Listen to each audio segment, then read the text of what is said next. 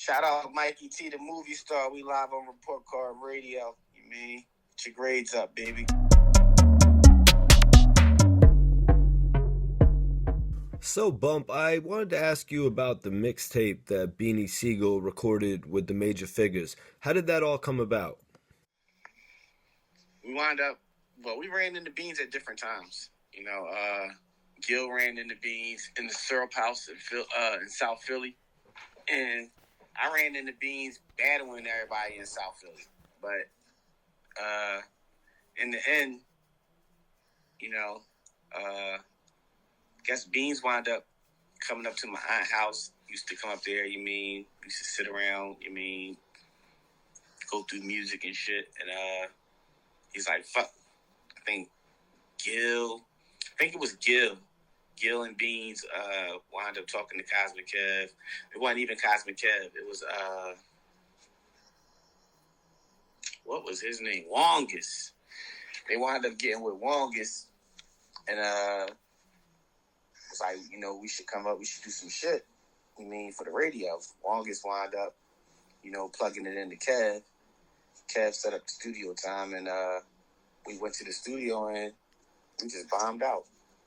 We just bombed out a couple freestyles, and then went to the radio live.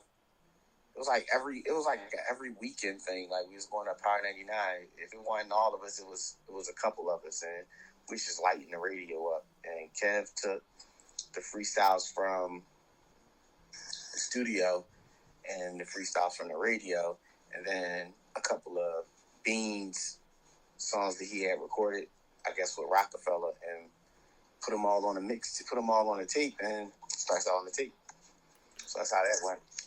All right, so that sort of gives me an idea of the structure of that tape. Was it like all of you? Was it Beans featuring Gil? Beans featuring... No, it was no shit like that. It was just Kev called the Figgas, Kev called Most Wanted, and Kev called...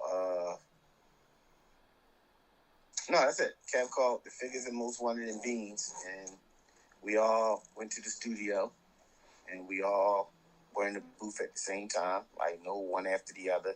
They threw the beat on, we all stood around the mic, and we all jumped in front of the mic and went crazy.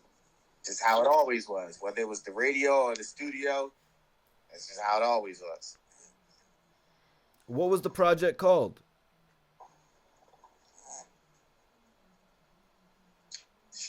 Cosmic Strictly Skills. Kev presents Beanie Sigel, or the best of Beanie Sigel, one of them.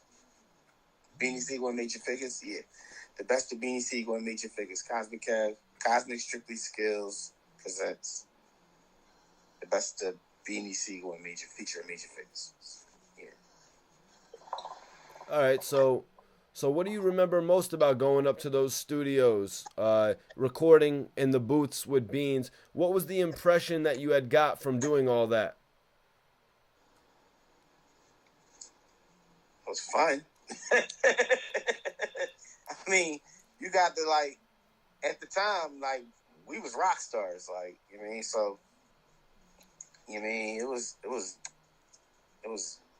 regular. It was natural. It was fun. I mean, it was just fun. I mean, in the sense, like, had you started to believe that, were you guys forming as a group, or was it not like that? We were already a group. It was no believing. I had already had a deal. You know what I mean? Yeah, we believed, we knew. Like, I mean, I had already had a deal. So it wasn't like, you know, I believe this is going to work. We knew it was going to work. It's just when. Because, like I said, I already had a deal, so it wasn't the hype about getting signed. I was already signed. So in our last interview, you actually mentioned that you were running around battling cats, and that's actually how you met Beans in a battle. But the one thing you never answered was, who actually won that battle?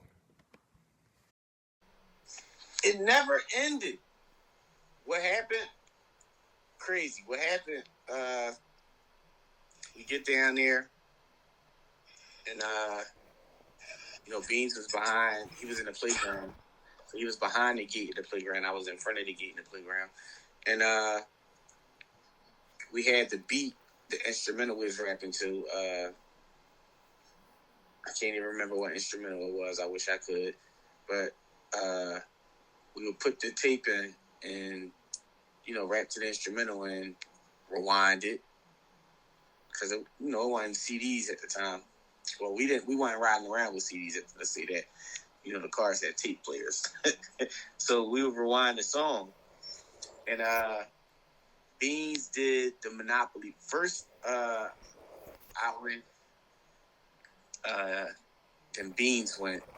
And then I went. And then Beans did Monopoly. And Monopoly verse was so long that the beat went out.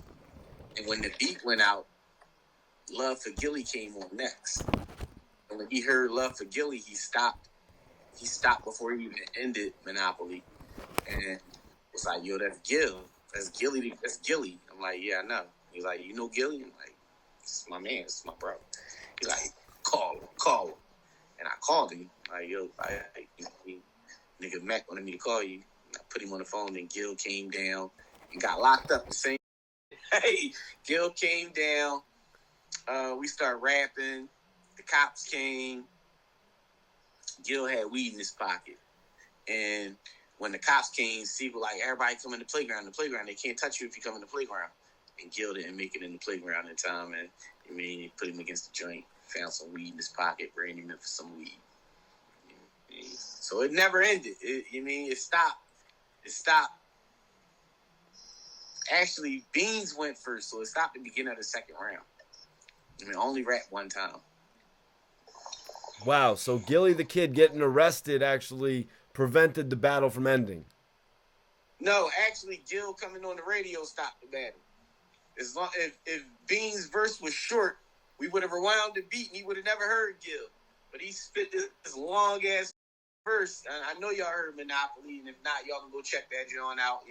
One of his craziest freestyles. But it was so long that he out-rapped the beat, and then Gil's song came on next, and he just stopped like, yo, like, that's Gillie. Like, yeah, I know. So, yeah, Gil's song stopped the battle.